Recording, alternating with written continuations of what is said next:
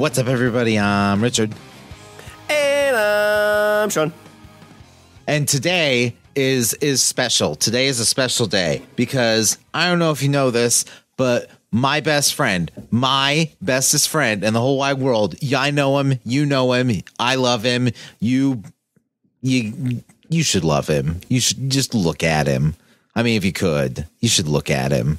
That sweet little baby face. I say baby face because he just shaved. He just shaved recently, and back. I mean, it's coming back, but he made a mistake and he regrets it and he's trying to fix it. And I think that's something we should all aspire to do, is to fix our past mistakes. But the other thing we should do is revel in our accomplishments. And my bestest friend, Shawn, has an accomplishment of his own little humble brag, his baby, a baby that he took care of and raised to be a mature, walking, talking thing. And he's going to sell it way better than me. So, Shawn, what did you do? What did you do? So, Richard, back in probably like 2015, 2016, I was just as quick as I could get to a coffee shop. I was knocking out scripts left and right. He was. Yeah, I remember. I had this dream. I was like, oh my God, like I can film this scary, creepy movie, and I was going to call it Hunted Beyond Reason. That's a great name, right? I love that name. But as I was going through this, I'm like, how the hell am I going to find 4 male leads? Not to mention how difficult it is just to shoot a full-length movie, even on your iPhone. So what I did, Rich, is I took my male lead script and I'm like, hey, why don't we make it an all-female cast? So I tweaked it, changed it from a male cast to a female cast, and tweaked it quite a bit too to kind of make it make more sense. But I created that, Richard. It's kind of spooky, kind of scary, and I felt like that would be a great way to end our Halloween season. So we just did Broloween last week, so I'm going to read that script. I won't put any audio to it because that takes a lot of effort and time, but I will read it with emphasizing. I'll even do female voices. I won't do female voices. I'll do my best. He will do all the female voices, every single one, and he'll do them in different tones. You'll think it's 5 different people. I promise. Yeah. Oh, and then I'll do this, and then I'll do this. But yeah, it's with this podcast, we've created a lot, and I like to get stuff out there, at least, to say, hey, this is something I did. So sit back, relax. I hope you enjoy it. It is my script, Hunted Beyond Reason. All right, so this is what I'm going to do. I'm going to read my script for Hunted Beyond Reason. I wrote this back in June of 2015. And I wrote, and we talked about this on the top, but I wrote this originally as a all-male lead. And my idea was let's take this script and we're going to shoot it. But it was difficult to find a bunch of dudes that wanted to be in a movie. So I said, well, I know a bunch of cool ladies that would like to be in a movie, so let me flip this around, make it an all-female lead, and see what I can do. I think this one turned out a ton better, and unfortunately, just the way things work, wasn't able to get this one fully shot. Did some stuff, did like 3 or 4 table reads that went really, really well, but didn't get to do anything crazy with it. But I thought to end the Halloween season, we would give this a good old read and see how it turns out. So, again, this is Hunted Beyond Reason by me, Shawn, and it's part of Violet Panda Productions. So exterior in the woods at night. The moon shines bright over a small opening in a wooded area in middle Illinois. The crackling of a fire and the laughing of 2 guys and 2 girls can be heard. Surrounding a small bonfire are 2 early 20s guys and 2 early 20s girls. Each of them are dressed for the cool night, wearing jeans and jackets. A bottle's passed back and forth as they laugh about a joke recently told. Brad, I'm telling you, we should have brought a tent and just stayed out here all night. Beth, right. Do you think Kaylee or I would stay in a tent with you 2 creeps? Mark, Brad didn't say anything about you 2 staying in the tent, right, lover boy? Mark makes a kissing sound towards Brad and starts to get up from the stump he is sitting on. Brad, sit down, drunkie. There isn't enough alcohol here to make me want to kiss you. Mark sits, falls, backs down to a stump, and looks over towards Beth, quietly whispering with them, his hands covering his mouth in an attempt to keep Brad and Kaylee from hearing. "That's not what he says when he brings me out here alone. He always plays hard to get, but he loves me." Mark puts his hand down, looks over at Brad. He starts to get a little choked up, kind of that, drunken, tearful, emotional moment. And he says over to his buddy, "You do love me, right, buddy?" Brad smiles, he shakes his head and gives a little chuckle. Brad says, "Now I know to cut you off." Emo Mark comes out when you know he's drank too much. "Buddy, you know I love you. Been friends too long not to." Mark says, "That's what I thought." To Brad, as Mark holds up a bottle but falls over backwards on the ground laughing. Beth jumps down next to him. "Oh shit, Mark, are you okay?" Mark puts his hands up in the air towards Beth. "Kiss me, my beautiful wood goddess." Wood. I've got some wood for you. Mark rolls on the ground laughing. The rest of the group laughs at him. Brad says, "Always the life of the party, but why do I always have to be the one to carry your ass home?" Brad stands up to stretch and then checks his phone. The phone shows no bars and a time of 3:30 a.m. Brad says, "I'm going to go ahead and start the truck up. That way you ladies won't freeze. We can throw his ass in the truck bed." Mark has a muffled laugh on the ground. He rolls over and sits up looking at Brad. "Throw your ass in the bed truck, you sexy beast, you. When's the pizza gonna be here?" Beth holds her hands over her mouth as she laughs and pushes back Mark's hair. "Oh, I think we have some pizza rolls at home. How does that sound?" Mark says, "Pizza rolls? Sounds amazing." Brad says, "Geez, I'll be back in a few minutes. Try to keep him from throwing up on himself." Brad walks away from the fire and his silhouette slowly disappears into the woods. The sounds of his footsteps crunching on the leaves can be heard. After a few moments, only a sound of the fire crackling can be heard. Mark is leaning against a log and humming a pop tune. Every now and then he throws in a "I'm gonna eat some pizza rolls" to the tune of the song. After a few moments of silence, the sound of a single gunshot goes off. Beth and Kylie both scream as Kylie runs from her side of the fire to Beth and Mark's side. Kylie whispers, "Who was that? No one's hunting this late." Beth says, "Mark, does Brad have his gun on him?" Mark looks in the direction of the truck. He's blinking quickly, trying, "I don't know. Probably, but why would he shoot?" In the distance, a truck can be heard starting. The engine revs a few times and then quiets to an idle. Beth says, "Maybe he saw a raccoon or something." Mark says, "What an asshole. I wouldn't think he'd be that stupid. I'm going to punch him in the retina." In the spot where Brad left the fire, a silhouette appears, stopping far enough away that you cannot make out who it is. Mark stands up, shaking his head and pointing his finger at the figure. "Listen here, you prick. You had better shooting one of those mythical beasts. If not, I'm gonna..." The figure raises their arm, and a blast comes from the darkness as multiple gunshots hit Mark in the chest. He falls to the ground, grasping for air as blood stains the front of his jacket. Beth and Kylie scream and run off into the woods in the opposite direction as the truck. The woods are thick as they made their way about 100 yards in the woods. When they look over their shoulder, they can see an outline of the figure standing over Mark. The figure looks down at Mark, who's grasping for air, blood pouring out of the wound in his chest. He begins to choke on the blood coming from his mouth. The figure, wearing a camo hunting jacket with a hood up and a mask covering their face, turns their head back and forth, examining Mark. After a few moments, the figure raises the pistol in a nonchalant gesture and fires one shot into Mark's head. Beth buries her head into Kylie as they both fight back, screaming and crying. The figure looks in their direction, then turns and walks to the left, headed away from the fire in the truck. Kylie says, "We have to run for the truck. If we can get there, we can drive away." Beth says, No, we can't." Kylie says, "Beth, we have to. What else can we do?" Kylie leads Beth back towards the fire. They pass the lifeless body of Mark, and Beth lets out a small cry. Slowly walking down the path until the truck becomes visible with Brad in the driver's seat. Kylie runs from Beth towards the truck. "Wait, Kylie!" From over Beth's shoulder, a shot is fired, hitting Kylie in the back. She runs a few more feet before falling just in front of the truck. A loud squash sound can be heard as the expression goes from fear to confusion on Beth's face. She reaches up to her mouth, and when she pulls her hand back, her fingers are covered in blood. She turns around, the back of her hoodie is pooling with blood. This is creepy. The figure stands behind her, holding a large hunting knife. turning their head, examining Beth before driving the knife into her neck. This is like horror movie stuff. Beth falls to the ground as blood pours from the wound. The figure steps over the body, slowly walking towards Kylie, who is crawling towards the truck. Standing over Kylie, the figure looks at her as she continues to crawl, finally pulling out a knife and slowly sticking into Kylie's ribs. Who is this person? This person's evil. After the gurgling stops, the figure wipes the blood on the back of Kylie's pants.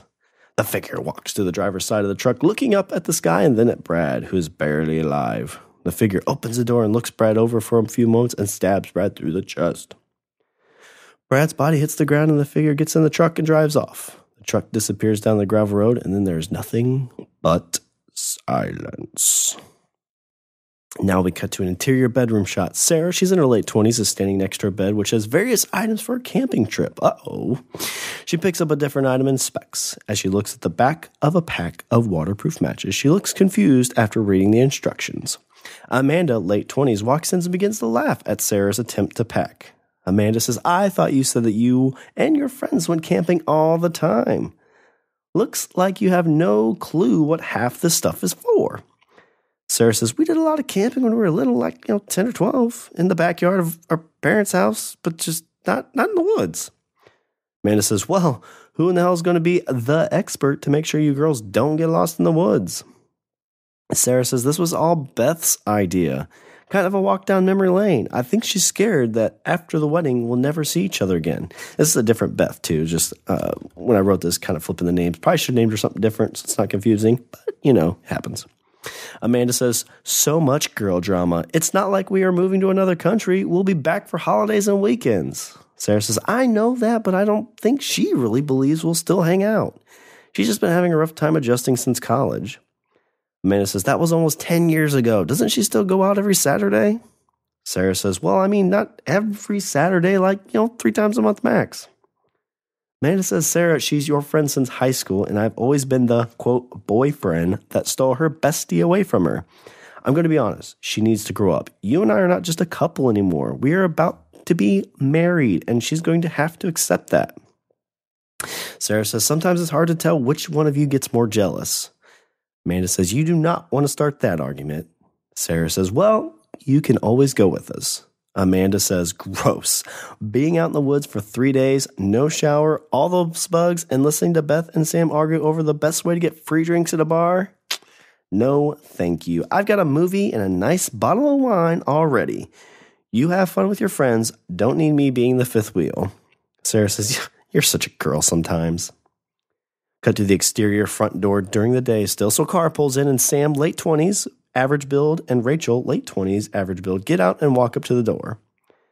Rachel says, I don't understand why you had to keep us out that late. I'm exhausted. Sam says, it was what, 2:30 by the time we got to the diner for some food? I swear that was the best biscuit sandwich I've ever had.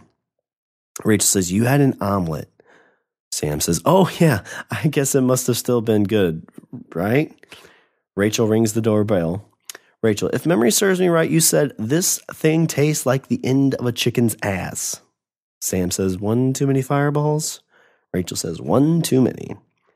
So Sam and Amanda open the front door to greet Sam and Rachel. Sarah says, hey ladies, wow, you two look like shit. Sam says, well, if you would have come out with us, you could look like death too. Beth kept us out late. Sarah looks over at Rachel with a suspicious look. Sam and Beth kept me out late. Sarah says, sounds more like it. Come on in, guys. I'm sure we can get some coffee going for you. So those two walk in to the house. So now we cut to the kitchen. Still during the day. Sam is sitting at the kitchen counter with her head on her arms. Rachel's sitting with her head in her hands, fighting to stay awake. Oh, man. Late night partying. What can you do? Sarah's standing off to the side, shaking her head at both of them, and Amanda walks up holding 2 cups of coffee. Oh, my God. Thank you so much, Sam says. I swear, we only had, 5 fireball shots? Rachel says, you and Beth had 5 fireball shots before you left the house. You had to pregame, remember? Sam says, oh, yeah, that's right. Those college guys were buying us the shots at the bar all night. Amanda says, I do not miss the college guys at all. And Sam says, I love those young smartasses. Beth and I walk up to the bar to get a drink, and those type of bros. Sam starts to imitate a bro. Sup, bro? Sup, bro? Gonna get some tail tonight, bro. Aw, yeah, bro. Yo, bro, check out these fine ladies. Sup, ladies? How you fine-looking women doing tonight? Yo, we gonna take good care of you ladies. You drink with us tonight, you drink for free. Rachel says, I don't understand why you have to put those poor boys through all that. You and Beth both dance on them and tease them all night, ask them to go out for food afterwards, talk them into paying, then leave without even giving you your number. Sam says, I'm a cheap drunk, not a cheap drunk. You know what I'm saying? Sam holds up her hand to high-five Rachel, who leaves her hanging. Amanda says, well, besides partying up last night, you ready for the big camping trip? Sam says, this will be the greatest trip ever. The 4 gal pals hanging out in the woods. Any way we can talk you into going, Amanda? Sarah says, been trying all day. She's set on staying home and reading a fine book with a glass of wine. And Rachel says, I will totally stay here with you if that's okay. Sam says, don't be like that. You're going to have so much fun just being crabby because you didn't get to dance with the bros last night. And Rachel stands up laughing and starts imitating the bros. If you can call this dancing, yeah, bro.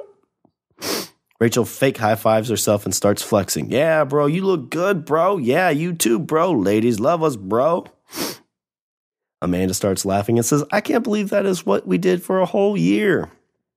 Sarah says, now look at us, just an old married couple. Sam says, not married yet. You two lovebirds. First, we have the bachelorette party it up. So we get to the driveway. Rachel and Sam walk over to the vehicle carrying Sarah's bags. Amanda says, well, this is it, lady. I'm sending you off into the woods to become a man. When you get back, you'll be accepted into the tribe as an adult. Sarah says, stop being weird. You always get weird to avoid showing any emotion. Amanda says, sorry, I'm going to miss you is all. When was the last time we were not together for 5 days? Especially without any contact at all. We can't even sext while you're gone. Sarah says, we never sext. Amanda says, and this trip we can't even if I wanted to. Sarah says, stop it. It'll be fine. I'll be home before you know it. Sarah and Rachel are putting Sarah's bags in the back before getting in the vehicle and starting it. Sarah looks back after the vehicle starts. Well, I guess this is the part where you leave me. You say something sweet and make me feel pretty. Sarah says, don't forget to take out the trash. The lawn will probably need to be mowed, and you're pretty. Amanda pulls away, fake being upset. Oh, so romantic. Sarah says, love you. So Sarah walks towards the vehicle holding Amanda's hands. Their hands stretch out into the last moment for letting go. Amanda's wearing a heart bracelet. Sarah walks to the back seat of the car passenger side of the car, waving to Amanda before she gets in. Amanda stands at the end of the driveway waving at them until the car is no longer in sight. So we cut to the inside of the car as they're driving. So Rachel is driving the vehicle with Sarah in the back seat and Sam is in the front seat. So Sam says, so, your last few days as a single lady, what are you wanting to do? Sarah says, I was hoping we could get drunk and go to a strip club. Love to see some naked ladies dancing around for singles. Rachel looks into the rearview mirror at Sam with a confused, nervous look. Sarah says, I'm kidding you guys. Sometimes I wonder what you think about Amanda and I. Sam says, Sarah, Rachel and I don't care. You two kept it a secret for way too long. You know where I stand on it, but I'm not going to preach to you. You guys love each other, and that's good enough for me. Rachel says, I remember the night you told us about how you and Amanda were a couple. Sam and I stayed up late talking about it. Only thing Sam kept thinking about was how she made out with both of you on different drunk nights. Sam says, I was such a spaz. What did I keep asking you? Something like you don't think they'll try to hook me up with one of their lesbian friends or something? They know I'm not gay, right? Gosh, it's just so embarrassing. Sarah says, wait, Rachel, didn't tell you about Bertha? I thought since, we made out that one time in college that you were, part of the gays. Wow, that's going to be awkward. All three share a laugh. And so besides Beth, who has gone camping since the days we did in our backyard? Everyone kind of looks at each other and shakes their head and says, Sam says, God, Beth is going to be all high and mighty, isn't she? Oh, no, that's not how you do it. Sarah says, she should be okay, right? She was pretty grumpy early last night, but after drinking and getting hit on, she was, in a better mood. She has third wheel syndrome, even though there was always 4 of us. Sarah says, well, you and Sam always had guys flirting with you, and I was always, not into guys flirting with me, so she just kind of felt like the ugly duckling. Rachel says, that was a long time ago to hold a grudge. Sam says, you still get pissed about me drinking your milk from back then. Rachel says, that was just this week. Sam lifts up her hand and gives Rachel the finger. Rachel just makes a kissing sound in the back. So now we go back to the front of Beth's house. Or we go into Beth's house during the day. So the vehicle pulls up to Beth's house. So, Who wants to get out and knock on the front door? Before Rachel finishes her sentence, Sam slams the hand on the horn and yells at the window. We're here, Skank. It's time to go camping.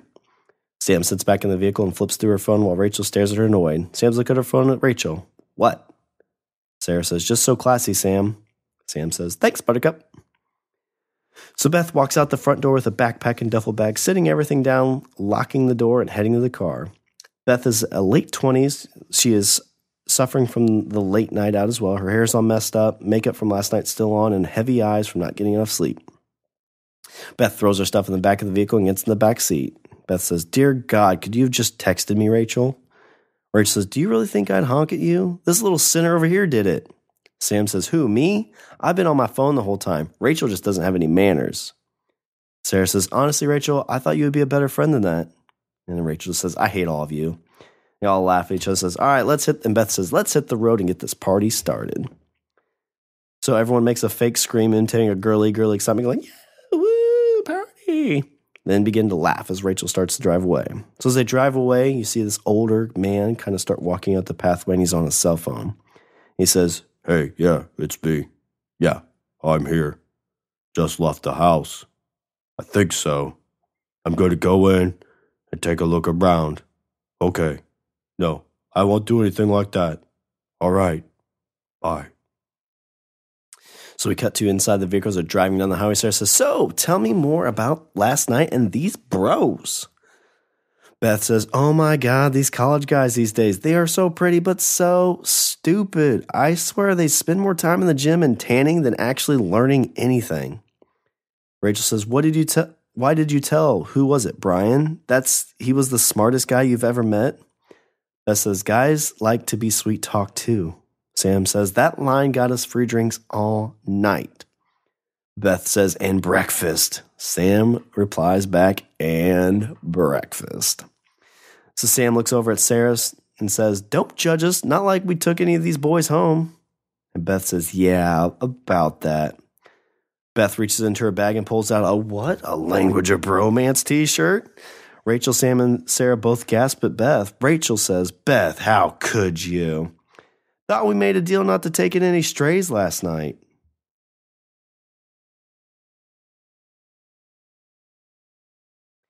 Sam says, strays? Rachel, you're awful.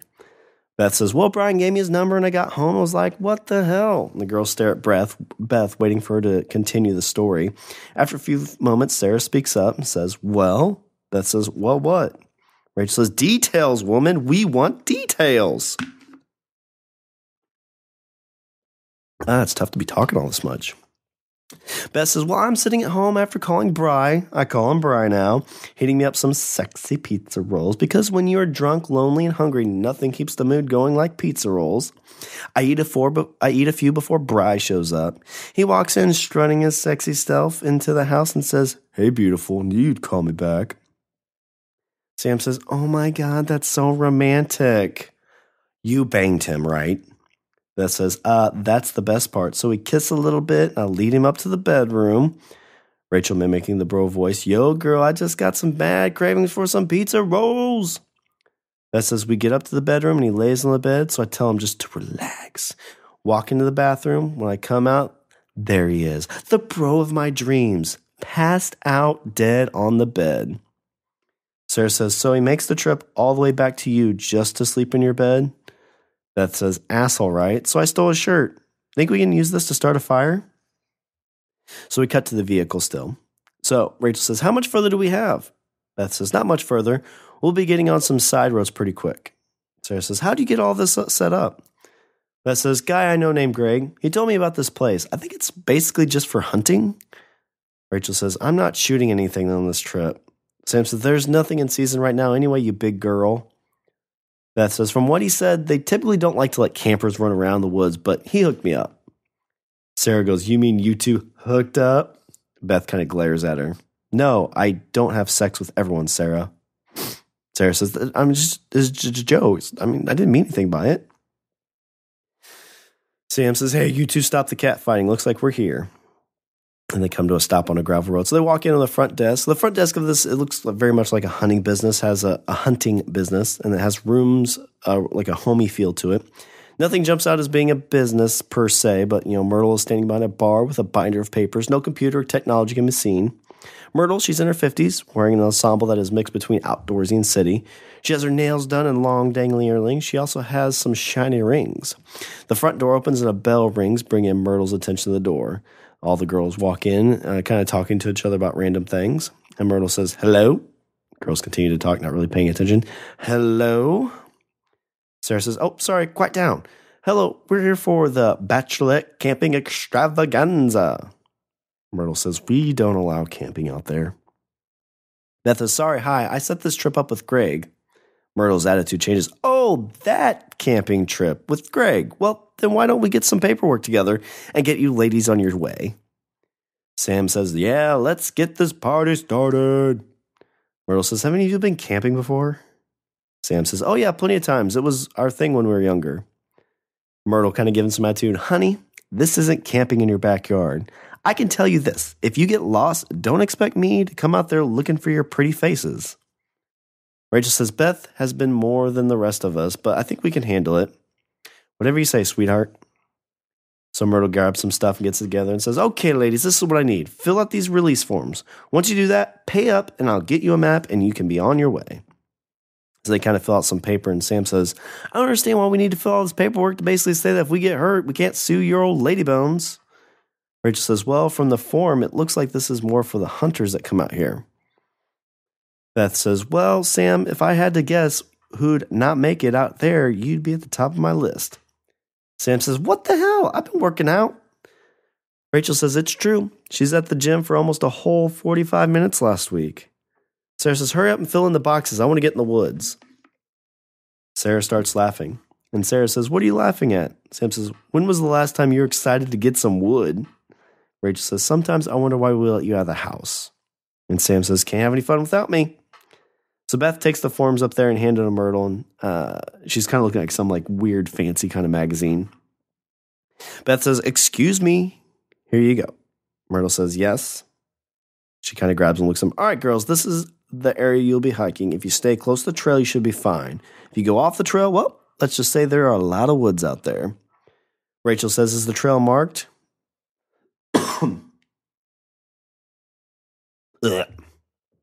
Not with any signs. It's fate, but if you pay attention, you should be all right.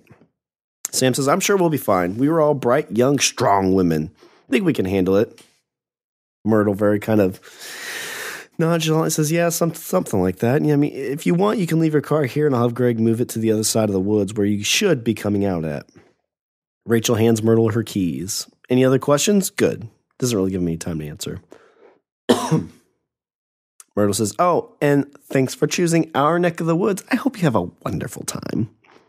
So the girls wave to Myrtle and they walk out the office. Myrtle goes back to her magazine. She kind of slams it, flips through the few pages, slams the magazine shut. She gets up and walks over to the mirror, is kind of looking in the mirror, messing with her hair, adjusting her necklace, and just stands there and shakes her head and just says, bitches. All right, so we're next to the car by the woods. So Rachel and Sarah are taking items out of the car. They're kind of getting everything together. And Sam says, oh my gosh, it's so peaceful out here. It'll be nice to get out of the day-to-day grind of life, become one with nature and all that bullshit. Rachel says, I know, right? How amazing is it going to be have just the trees and natures around us? None of that cell service or social media crap to take away from the... And Sam cuts it. Wait, no cell service? Sam looks down their phone. No bars? What the hell? How are we going to be able to get through this trip with no bars? Beth looks up from the map and smiles at Sam. Beth says, this will be good for you, Sam. Just think, you'll be able to focus on something other than boys and your phone. Sam says, but those are my two favorite things in the whole wide world. Rachel walks over to Sam and puts her arm around her. Sam, this really isn't a bachelorette party. This is an intervention. You have a problem. We're here to help.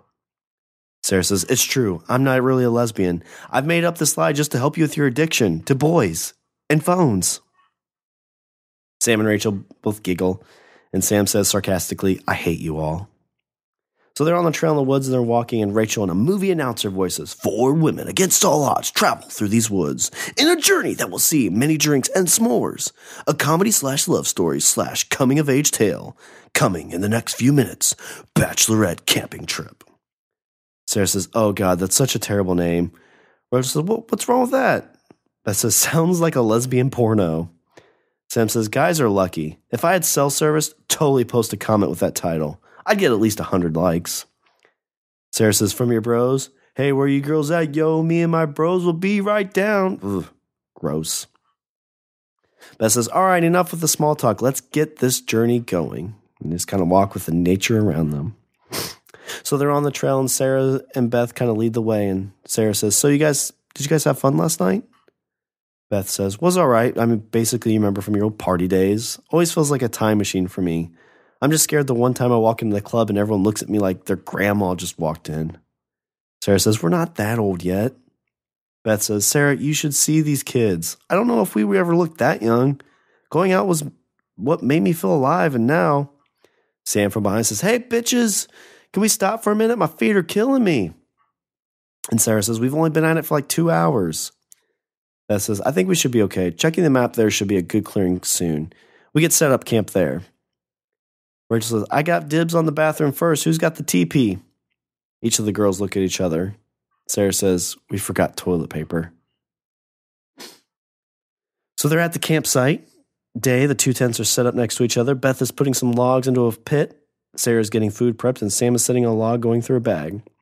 From the woods, Rachel walks up, picking stuff out of her hair before jumping and running back to the group. Rachel says, there's so many bugs out still. I think this time of year there wouldn't be that many. Beth says, was the bathroom up to code? Rachel says, I haven't had to squat to pee since the bar hop we did our senior year. Sam says, didn't you pee all over yourself? Rachel says, well, I'm no better at squatting to piss sober than I am drunk. I'm glad I packed extra socks. Sarah says, that's so gross. How do you manage with no TP? Rachel opens her bag and pulls out a new pair of socks. I just hope it wasn't poison ivy. Sam winces and continues to look through her bag. Oh, look, I guess I brought some after all. Rachel says, you couldn't have found that sooner? Sam says, well, I was looking for my knife I packed, but I can't seem to find it. I must have grabbed the toilet paper instead of the knife. Rachel grabs the toilet paper and grabs a wad of it. Now I have my share for the next time. Beth turns around towards Sam, and Beth starts to dig around her bag. Have no fear, ladies. I remembered the most important part to any bachelorette camping trip. Sam says, oh, please say boys. Please say boys. Beth says, even better. This won't disappoint you or expect anything in return. Ladies, I brought for us tonight alcohol. They kind of start doing their mock and cheer again. So we're at the campsite at night.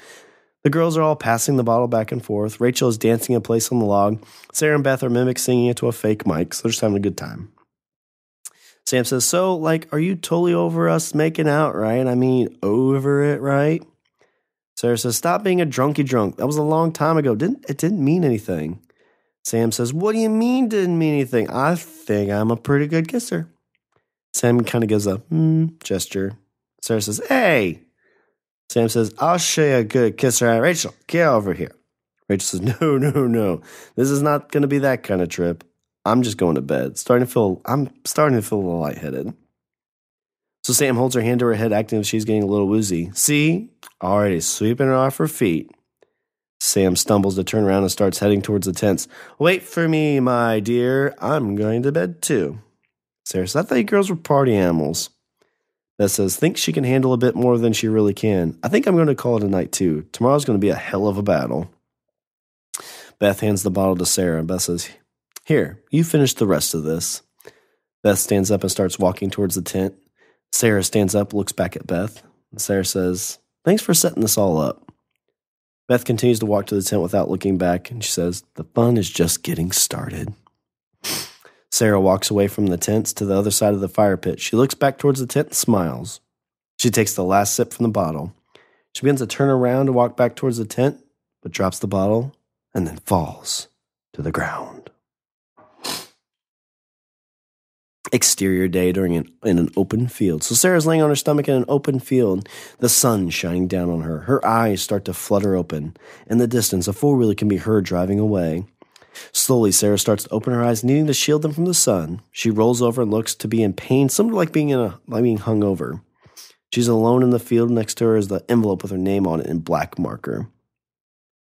Sarah says, come on, how's this funny? Drag the drunk bride to be in the middle of the woods and leave her? Very funny.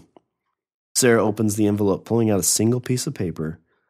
On the paper, in thick letters, it says, the game starts after the gunshot. Happy hunting. Sarah says, what the hell? I said no party games. Why the hell would they think I'd want to be in a treasure hunt? So Sarah starts walking towards a clearing in the woods. Along the way, there's a backpack, which she picks up. Open the bag, there's a bottle of water, some food, and a knife. Sarah says, what the hell is this thing for? Sarah walks the opening of the field and disappearing into some foliage. So now in a little bit of open woods, still during the day, Sarah walks up the bank next to a creek. She looks down at the water, pulling out the water bottle, and is about to take a drink until one gunshot goes off. Sarah starts walking towards the direction of the gunshot and stops as she hears a woman, it sounds like Sam, scream. She runs towards the scream down a small trail towards a small opening in the woods. After reaching the edge of the woods, she can see Sam on the ground crawling away from a figure that is wearing a camo jacket with a hood up and a hunting mask covering their face. The figure puts a foot on Sam's chest, pinning her to the ground, flipping the knife in her hand and raising it up. As the figure starts to take the knife down, Sam screams. Sam's scream stops, but Sarah begins to scream. The figure looks out towards Sarah and points the knife in her direction. The figure wipes the blood off on Sam's pants and slowly walks into the opposite direction of the field, disappearing into the woods. Sarah falls to the ground.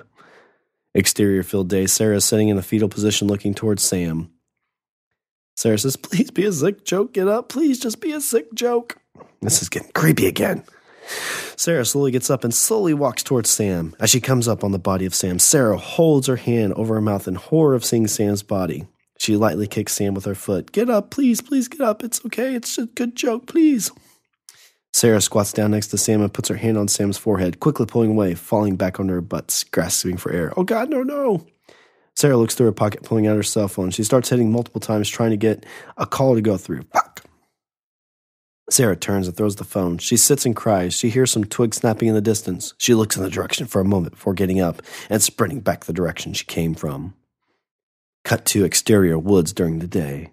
Sarah is running through the woods, jumping over logs and tripping over brush. She turns the corner and runs into Rachel. They both fall to the ground, Rachel both screaming back in fear. Rachel says, oh God, Sarah. Quickly getting to their feet, they hug each other and both begin to cry. Rachel says, what the hell's going on? I woke up and had this weird note about a gunshot. Right after that, the shot went off. This guy ran after me. I lost him, and the next thing I heard was screaming. Sarah says, it was Sam. Rachel says, I haven't seen her. No, she screams. They were from Sam. He killed her. Rachel says, what? Sam's dead? Both begin to cry, holding each other. Rachel, we have to find a way out of here and find the police. Sarah says, what about Beth? I haven't seen her. Rachel says, she'd be able to get us out of here. Sarah says, we have to find her. Rachel says, where? I have no idea how to get out of here. We can't find her if we don't know even where we are. Sarah says, I don't know. Mass chaos. So walking through the woods, Rachel and Sarah walking hand in hand slowly through the woods. It's almost as if the woods are a haunted house and they're expecting something to jump out every moment. A twig snaps in front of them and they both freeze, squatting down low as if they will be hidden. The sounds of the footsteps get closer and closer. Sarah looks to her side and sees a branch, picking it up and holding it like a baseball bat. She stands with Rachel down at her feet, hiding behind the tree. Sarah jumps around the corner, screaming, but stops mid-swing. Beth jumps back as Sarah drops the stick in her bag. Sarah drops the stick and her bag and runs up to hug Beth. Holy shit, Beth, you're okay. Rachel jumps up and hugs Sarah and Beth. Beth says, yeah, I'm okay. Rachel says, I'm so glad you're okay. We've got to get out of here. Sarah says, someone's out here. He killed Sam. He's chasing us. It's like some kind of... And Beth says, game? Sarah's hand moves down Beth's back where there is a giant red spot. Sarah says, yeah, from the note. Sarah's hand hits something hard tucked behind Beth's back. She quickly steps back. Rachel moves a few steps back, looking at Sarah with concern. They both look at Beth, who is smiling. It was a really sweet note. I'm a little concerned you dropped your bag so quickly. Beth reaches behind her back and slowly pulls forward a knife. Rachel says, my God, Beth, you did. You killed him. Beth said, him? Rachel, such a simple-minded little girl. Sarah says, the blood. Beth says, please don't be that dumb. Whose do you think it is? It's making me so emotional. Rachel says, I don't know. Beth says, how could you understand?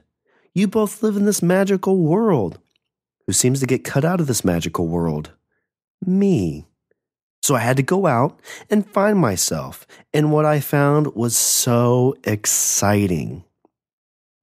Sarah says, Beth, put down the knife. We can get you help. Beth says, help? Oh my God, Sarah. That's all I ever needed anyone to say. Yeah, let me drop this knife and then we can go get me help. Beth just shakes her head and smiles. Beth, you're such a stupid bitch, Sarah. I want you to know all of this is your fault. The main question right now is, which of you do I kill first? Beth holds the knife up and runs towards Sarah and Rachel. Both Sarah and Rachel take off running opposite direction. Beth stops and just starts laughing. So we got to exterior in the woods in the day. Rachel is running through the woods. She stops next to a tree looking around frantically. Rachel says, Sarah, Sarah. Rachel quickly turns around looking behind her. Beth stands over top of her smiling. Nope, not Sarah.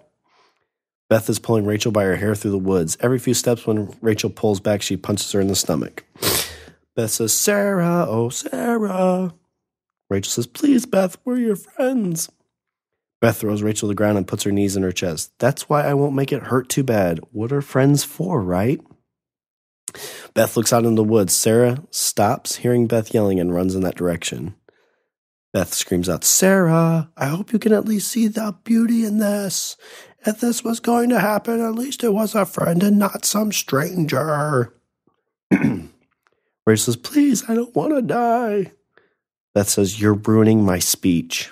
Beth holds her hand over Rachel's mouth and sticks the knife into her side. Rachel's eyes go wide and has her screams muffled. Beth says, the screaming is so annoying. Learn that after killing Sam. It's all about learning, right? This is very much kind of like a Rob Zombie movie. I think that's kind of the inspiration I have for this.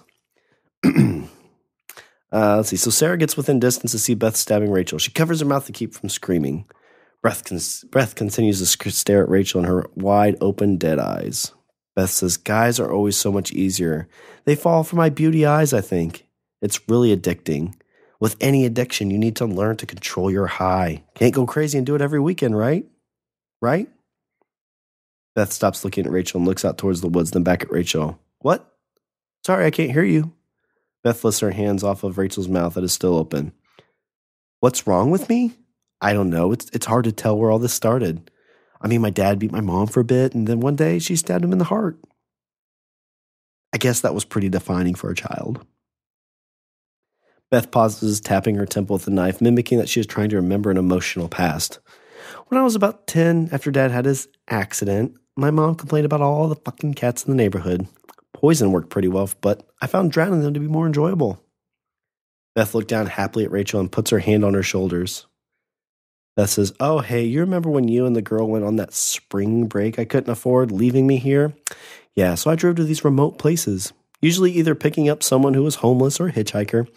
The trick is to make sure you don't kill them in the vehicle. Makes for a mess to clean up. Sarah falls to the ground and starts crying. Beth says, hang tight, Buttercup. Beth gets off the ground and starts walking towards Sarah's position. Beth says, so you just sat out there and watched. Sarah, you had a great opportunity to end all this. I mean, you could have snuck up behind me and put that knife in my back. I'm not a savage. Sarah, this is a game. I put all of us on the same playing field. Not like I gave myself an advantage. Where's the fun in that? Beth looks back towards Rachel. Great question, Rachel. What is a game without prizes? Well, deep in the heart of these woods, there's a cabin. And in that cabin is the prize. It's like when we were kids, Sarah. We'd fight over the cereal box to get the prize. Want a clue, Sarah, to what this prize is?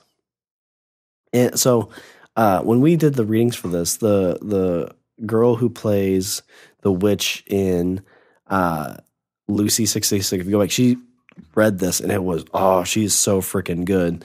And when she did this part, like, it gave me goosebumps. And so imagine she's like, well, what is the prize? And Beth stands in silence from it, looking into the woods. And then she just begins to hum slowly.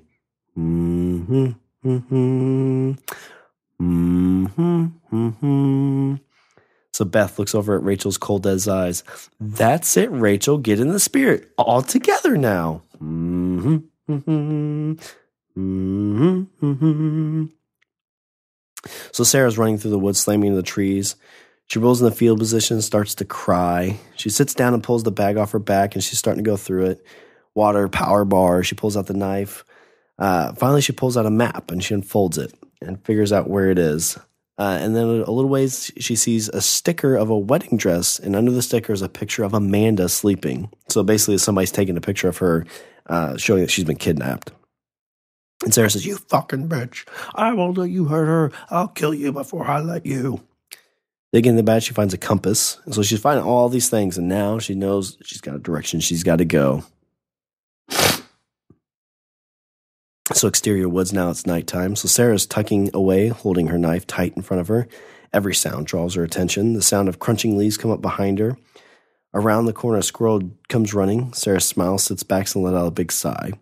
She reaches in a bag and pulls out the power bar, breaking it to pieces. She tosses it to the squirrel. Says, here, have some. The squirrel takes some of the power bar and runs off. Sarah leans back against the tree, holding the knife tight. So we fade to black. So exterior woods breaking in the day. So a bird is chirping as the sun begins to come up. The squirrel runs up a tree, disappearing in it, and leaves. Sarah rolls over and her head falls off the bag, jarring herself awake. She wipes the sleep from her eyes. She puts the backpack on and is looking around her campsite. Looking just a few feet away, the map sits with a dead squirrel on it. Sarah drops down, holding the knife, looking in the direction, not seeing anyone. She slowly starts to move towards the map. Sarah walks over the map, picking it up without touching the squirrel. She turns the map back and forth. No blood. Sarah reaches in the bag, pulling out the water and power bar, looking for the water and power bar, then at the squirrel. She drops the power bar and pours out the water. Looking back at the squirrel in the dirt is an arrow and a note. Sarah picks up the note and begins to read. She drops notes and takes off running. So what you see in the note, handwritten, says, you look so peaceful. Almost as peaceful as when you're in bed with Amanda. Follow the arrow. We'll be waiting. So exterior woods, Sarah runs through the woods, stopping to catch her breath. She looks up at a tree. Hanging from the limb is a garter belt. Walks further, she sees various wedding items hanging down. Finally, she comes into a bank and looks down as a creek. Plain on the ground is a sign that says, going to the chapel, with an arrow. Sarah slides down the hill, falling, and she pulls out the knife and gets running. She follows the creek and sees a cabin up ahead. So the exterior with the woods near the cabin. So Sarah stands behind a tree looking down at the cabin. There's no one outside.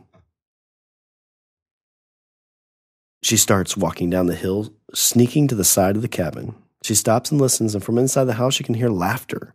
Slowly she walks around to the door. From the inside she can hear Amanda. Slowly she turns the door handle, which isn't locked, pushes the door open.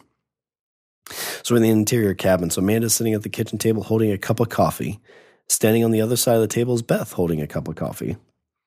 So Beth says, hey there, Buttercup. Nice to see you finally made it. Amanda says, hey, babe. Nice to see you found it. Beth said you weren't too far behind. Beth says, I'll leave you two lovebirds alone. I'm going to call the girls to make sure they made it back okay. Beth takes out her cell phone and walks to the back room. Sarah says, what the hell's going on? Amanda says, Beth set this whole thing up. She got us this cabin for a nice romantic getaway. I wasn't a fan of coming all the way out here, but what the hell? You and me in a nice, cozy cabin? Sarah says, what'd she tell you? What'd she tell you about Rachel and Sam? Amanda says, she said that they put you on a wild little goose chase is all. The girls went back home and Beth was going to leave once, you got here. I think she's calling them now to come pick her up. Sarah says, no. Sarah begins pacing back and forth. Amanda stops, and Sarah from pacing, holding her shoulders. Babe, what's wrong? Are you feeling okay? Do you need something to drink? You're really acting weird. Sarah stops and looks at the cup of coffee Amanda's drinking. She runs over and grabs the cup, pouring it down the drain. No, she drugged us. She killed them, Amanda. She killed them both. She's crazy. Amanda says, what are you talking about? That's your friend Beth. Beth comes back in and says, good news. The girls made it back to the car. Let's just hope they can not get lost getting here. Sarah runs up, pushing Beth against the wall. You killed them, you monster. What the hell's wrong with you? Beth says, Sarah, what's gotten into you? You're hurting me. Amanda grabs Sarah from behind, pulling her off of Beth. Amanda says, "Holy shit, Sarah, stop." Sarah breaks free from Amanda and pins Beth back against the wall. "You're not going to hurt her. I won't let you." Sarah puts her hand around Beth's throat and starts choking her. Amanda grabs Sarah again, trying to make her break her hold on Beth. After struggling for a few seconds, Sarah pushes Amanda off of her. Amanda stumbles back and starts to walk back over to Sarah and Beth before stumbling into the kitchen table. Amanda says, "Sarah, stop. I don't feel so good." Amanda falls to the floor. Sarah looks back and lets go of Beth, running to Amanda. She lifts up her head. "Sweetie, oh my God, are you okay? Wake up, wake up. What did you?" And she looks up at Beth as she swings a mallet and hits her in the head. So we're in the cabin today. So Sarah's sitting tied up in a chair with her head down, unconscious. In the background, you can hear Beth humming. Sarah starts to move her head, lifting up, slowly coming to. She looks in front of her and Beth as she is finishing trying Amanda up in the chair across the room. Beth stands up and claps her hands together. "Not too bad." Beth turns around and sees Sarah's moving her head around, still woozy from the hit. Beth says, "Oh, wow. Hey there, Buttercup. I thought you would be out for a lot longer. Little bit of fight in you. I'm surprised." Sarah says, "Why are you doing this?" Beth says, "Oh, shoot. Almost forgot." Beth runs out of the room. Sarah fights the roach, trying to loosen him, and Beth comes back in. "Ta-da! Look, Sarah." Sarah looks up from her ropes to Beth, who is holding a wedding dress. Beth says, "I wasn't sure if you'd both wear wedding dresses or not, but I figured, what is a wedding without a dress?" Sarah says, "You're insane." Beth says, "What do you mean? What's more beautiful than a wedding in a cabin with your bestie maid of honor?" "Oh, yeah, that's right. I'm not your maid of honor. I'm not even a friend to be your maid of honor." Sarah says, "You're so fucking crazy. You're doing all this because you're not my maid of honor." Beth slams the dress on the table and runs up, putting her hand over her throat and says, "Don't you ever fucking call me crazy, you spoiled little bitch. This is about so much more than your wedding. I've done everything for you since we were kids. What do I get?" Beth says, "Oh, sorry?" Beth says, "Guess it's kind of hard to talk when someone's choking you, huh?" Sarah's kind of gasping for her. Says, "I don't understand. You were my best friend." Beth mockingly laughs. Key word there is "were." "Ever since you decided that this girl over here was the love of your life, you left me out in the cold. You were the only thing that kept me level. Whenever you were around, these urges I had disappeared. I loved you, Sarah, but this bitch took you away from me." Sarah says, "I never left you. She wasn't taking me away." Beth says, "Please, you two are moving to your new town for your new damn job. And this whole new life that left little old Beth out of the picture, don't act like the calls would have kept coming. I know you would have just fell off the face of the earth." Beth looks back at Amanda, who's starting to move in her chair. "Oh, goody, just in time," Beth says. "Sarah, oh, my sweet, sweet Buttercup, this bitch is what has come between us. And what do you do when there is a cancerous tumor?" Sarah stares towards Amanda, who is starting to open her eyes. Amanda says, "My head, what's going on?" "Well, I think I'm going to get sick." Sarah says, "It's okay, baby. Everything's going to be okay. I'm going to get you out of here safe." Beth, with her back to Sarah, laughs. And Beth says, "Sarah, please don't make promises you can't keep. That's just not nice." Beth turns around holding a knife. "I can promise you this, Amanda. You are not going to make it out of here alive." Again, like the whole, like, here comes the bride thing, this was creepy. So think of Beth holding the knife kind of like a bouquet, just going, And Amanda says, "What's going on? What the hell?" And she starts screaming. And Sarah says, No, please, Beth, please don't. Please, oh my God, don't just look at me, Beth, please don't. Kill me, just kill me, please, kill me. Sarah says, "Beth, please." Sarah says, "Amanda, look at me. I love you. I'm so sorry. Sorry." So, again, very Rob Zombie-esque scene. So, bleh. I say bleh because it's like, makes me sick. So Sarah stares straight ahead, her face flushed from crying and screaming. There's a pool of blood around her bride. She unties her. She falls. Beth says, "You handled that a lot better than I thought. Last time I had two people tied up like this, the guy wouldn't stop crying. Such a turnoff." Beth wipes off the knife with a towel and puts it in the dish rack and says, "Dishes are done." Beth turns around and leans up against the counter. Beth says, "So, What should we do for the rest of the day? I think now that we don't have any distractions, we can have a good heart-to-heart talk. Beth walks over to Sarah and puts a few strands of her hair behind her ear. It'll be okay, Buttercup. No one will know what happened. Beth kisses Sarah on the forehead, then walks over behind Amanda. I think this was a good idea. Coming out here and getting all this out into the open. I mean, keeping all this frustrated inside is not good, right? Beth begins to untie Amanda, and after getting the ropes untied, she puts her to the ground. Sarah follows Amanda as she falls to the ground, holding back from getting sick as she hits the ground. Beth says, "Oh, it's such a beautiful day." Beth walks behind Sarah and starts to untie her. She pulls the rope off and throws it off to the side. Sarah sits in the same position, not moving. Beth says, I can tell you're a little upset. I have to make a phone call, so I'll give you a minute. Beth pets Sarah's head, then she shakes her head and turns around, heading towards outside. And she says, "Oh, so much girl drama." So Sarah kind of goes up to Amanda and says, "I'm sorry. I'm so sorry." Very upset. All right, so we got to the front of the cabin. So Beth's outside putting logs into a fire pit that is not lit. She grabs a bag of marshmallows and sits them on a makeshift log table. She grabs a stick and says, "Oh, perfect s'more stick." The door to the cabin opens and shuts, and Beth looks behind her and sees Sarah standing at the front, looking at the ground with her hands in her pockets. And Beth says, "Well, look who decided to join the party. I'm going to get a fire started, and then we can cook s'mores. Know how much you love s'mores." Sarah says, "You were right, you know." Beth says, "Sorry?" Sarah says, "About Amanda. You were right. She was the reason we were falling apart all these years." Beth smiles and dusts her hands off. Says, "I know, right? That's what I've been thinking all these years. It's funny, you know. It takes something like this to bring us together." Sarah says, "Yeah, I wish we could have discovered this before all this happened, though. It'll be a mess to clean up."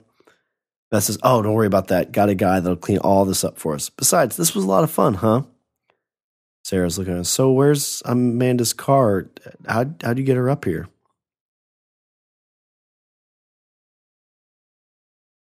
Beth says, "Seriously, Sarah, I don't know how you could have fallen for a girl so dumb. I mean, all I had to tell her was some sappy love story about how you two were just going to come up here in this cabin all romantic. She's your trooper, I'll tell you that much. Walk about 3 miles into the woods by herself to get here." Sarah says, "So what's the plan then?" I said, "What do you mean? We have s'mores and have a fun girls' night, then we head out in the morning. You don't want to leave now, do you?" Sarah says, "No, it's not that. I'm just trying to figure out what's going on with us being besties again." Beth says, "Oh my God, it feels so great to hear you say that. I've missed you, bestie. Let's get this fire going." So Beth is sitting with marshmallows and they're getting their fire going. Beth says, "You always made the best s'mores when we were kids. I'd actually catch mine on fire just so that you'd make mine." Beth says, "My God, Sarah, you are still hung up on her, aren't you?" Sarah says, "No." Beth says, "It's okay, Sarah. I'm not going to get mad. I mean, I'm still hung up on Bri, but thinking about those cold, dead eyes help that pass." Sarah says, "Bri?" Beth says, "Bri, the guy from last night. Geez, all about yourself, huh? I wasn't planning on it, but no one eats all my pizza rolls and passes out on me. Know what I mean?" Beth says, "Oops, would you be able to make me a s'more?"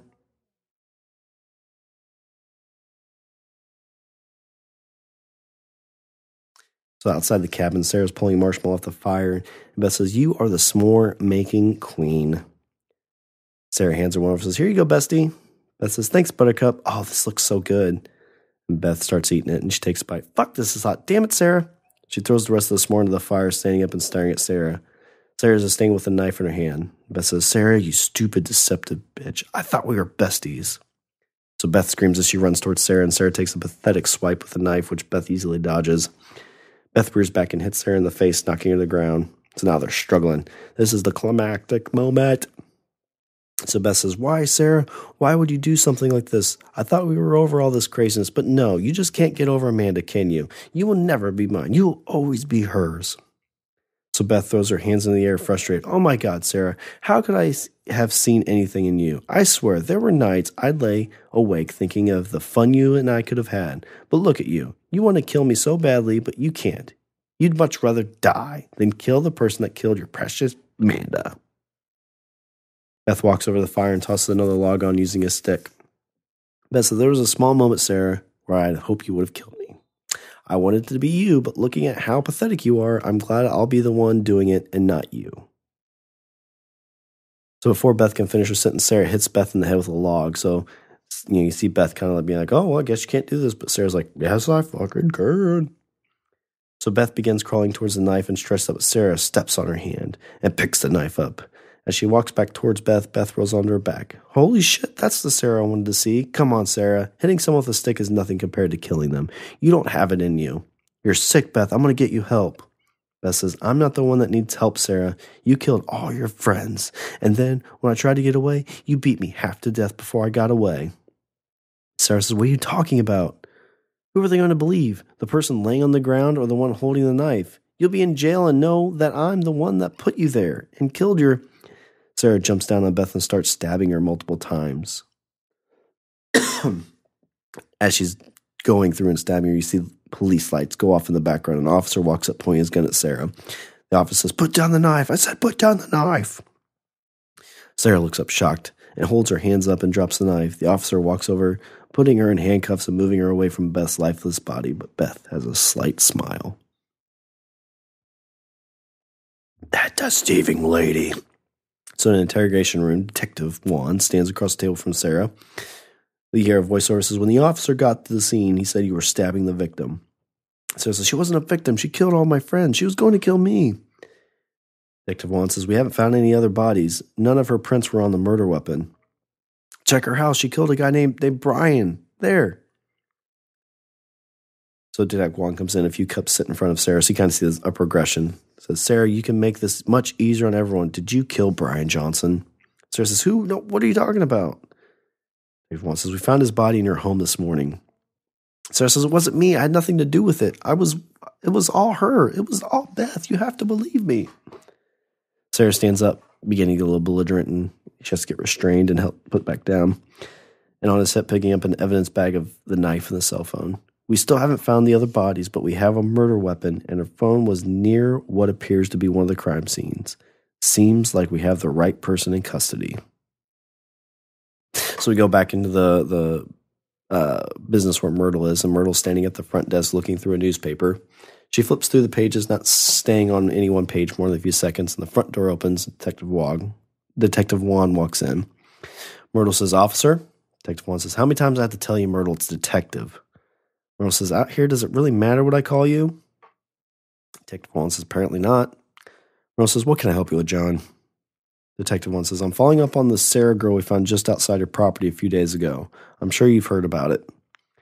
Myrtle says, girl who was hunted down? Said her friend killed her lesbian wife and other friends or something? I let the authorities search around the woods, but they said they didn't find anything. Detective Juan says, not a damn thing. The other two girls are still missing. The thing is that Sarah swears up and down that she met you and was on your land. You sure you haven't seen her?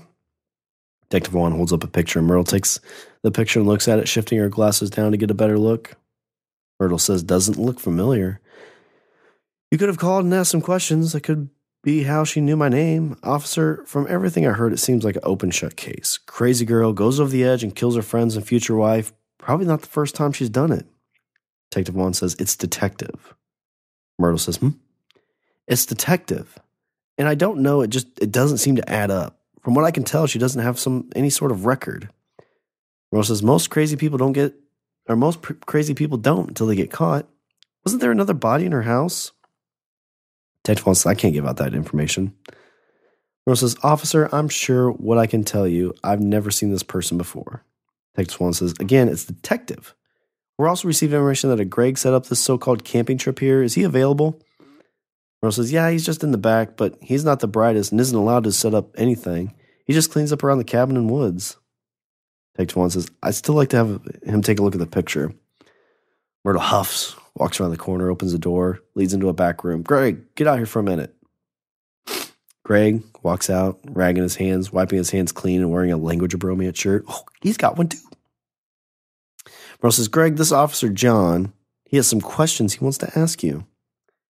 Detective Wand says, it's Detective Wand. Greg, I'm just trying to get to the bottom of some information we have about a group of girls coming out here to camp. Have you seen this woman? Greg looks at the picture and says, nope, doesn't look familiar. Nope, doesn't look familiar. We don't offer any camping out here either.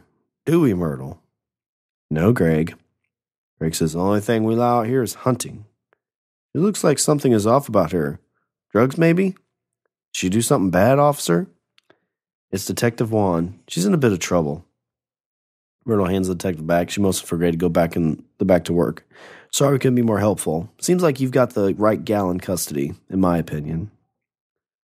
Detective Juan puts the picture back in the binder, walks stepping towards the door, turns back around and says, one last thing. Group of kids went missing from up north. Family said they were coming this way. You haven't heard anything about that, have you? The phone begins to ring, and Myrtle looks down at the phone and back at the detective. A lot of woods out there, Detective. Detective Juan says, yeah, I guess you're right. Have a good one, Myrtle. Myrtle picks up the phone and is wearing Amanda's bracelet. Says, you too, Detective. Detective Juan walks out and the door closes and Myrtle's on the phone. Says, this is Myrtle. Yeah, we're still open. You're wanting to book a trip? A hunting trip? How many? 4? What experience do you have? No, just want to make sure it's not your first time. We've had a few messes to clean up when it's someone's first time. Usually like to have a trial run just to make sure everything runs smooth for those who are inexperienced with these types of hunts. 3 weeks would be perfect. Cleaning will cost extra. From the back room, you can hear Saul start up and starts cutting something. Myrtle says, 3 weeks would be perfect. We'll see you then. Oh, cash, please. We don't take anything else for these types of hunts. Bye. Myrtle hangs up the phone and goes back to her book, flipping the pages. And in the back room, you can still hear Saul cutting. The end. So this was kind of I was a huge horror movie, Rob Zombie-esque fan. So this was definitely in that kind of sense. Very gritty, very dark. And it was kind of the same idea with the male version of it. So I kind of like doing the female lead, but hopefully you got all the way through it. I know it's kind of weird, kind of dark, but it's kind of this this time of year spookiness, creepiness, like, House of a Thousand Corpses, Devil's Rejects X type of inspiration for this. So I hope you liked it. If you got this far, let us know what you think. If you kind of skipped over it, I totally understand, but hope you had a great Halloween, and maybe this will be a tradition for everybody to start listening to this every Halloween. So we'll talk to you later. And Richard, that was. I don't understand how you have a voice left. I know. It was so difficult. No, it was a fun journey. It was a fun task. I love the experiment in taking it from being a male cast to a female cast. We actually did, I think, like 2 or 3 read-throughs for this, and we got really, really close to start shooting it. But it was one of those things that I've shot 2-3 shorts. The one that was about 15 minutes, it took about a day and a half to shoot that. So to do a full length to get, people invested for a week, 2 weeks possibly is a lot of effort. So it kind of died on impact. A lot of different things kind of queued up from this. We tried a little bit with the audio drama. And I know when the kiddo got here, it definitely made it more difficult to find the time to sit down and do these kinds of things. But I'm still trying to write. Putting a lot more of my focus into kind of our tabletop group, writing campaigns and whatnot, because that's actually something I can see the end result of it. Do you do that in a coffee shop as well? I'm just curious. No, I really don't have time to go to a coffee shop anymore. That's what sucks. I usually find like an hour. Does it? Does it? Oh, it was nothing better. You sit there, you drink like 4 cups of coffee over like 4 hours, and you get like 60 pages. Oh my God, my heart would explode in my chest. Oh, it all goes to my fingers, man. I'm like, like, you remember before Jacoby got here, how many scripts was I sending you? Like in a 6-month period, you had like 4 fresh scripts. That's true. You're like, Shawn, and then you were like, did you read that? Did you read it? And I'm like, I'm still like 10 pages in the first one. Like, it's horrible. It sucks. I just saw you post it on Reddit, and that's what they said. You should stop drinking so much coffee. At one point, it was just like the A key for 22 minutes, and then it was like I'm 4 pages of. Not really A for effort, but good on you. We're never recording this for a podcast. No, but thanks for humoring me. Thanks for checking it out, Richard, and everybody that listened. Hopefully you liked it. Hopefully there's a good little spooky ending to the end of the Halloween season. I've got a couple more that I'll probably read at some point, but with that, Richard, what are some Richard's closing thoughts to our Hunted Beyond Reason read? Well, as per usual, don't go in the woods and expect a good time. True. And man is the most dangerous game. Yeah. Or in this case, human or woman. Woman, yeah. And chicks apparently rule. All right. Well, let me do a little bit of housekeeping, Richard. Visit our website, we're languageofbromance.com. Follow us on Twitter and Instagram at languageofbro. Email us at bros@languageofbromance.com. Like us on Facebook. And remember, we are part of the Pod Bros Network. The podcast network that is always. No, it's never beyond reason. I like it. All right. Was there anything else before I close her out? No. All right. Well, that's all the bromance we have for this show. I'm Shawn. And I'm Richard. And remember, don't be a why. Go to a coffee shop and be a why not. Be a why not. Yeah, I like that. No, don't go to a coffee shop. Don't be that person. You can do it in your house. But some coffee shops have booze. Okay, go to a bar.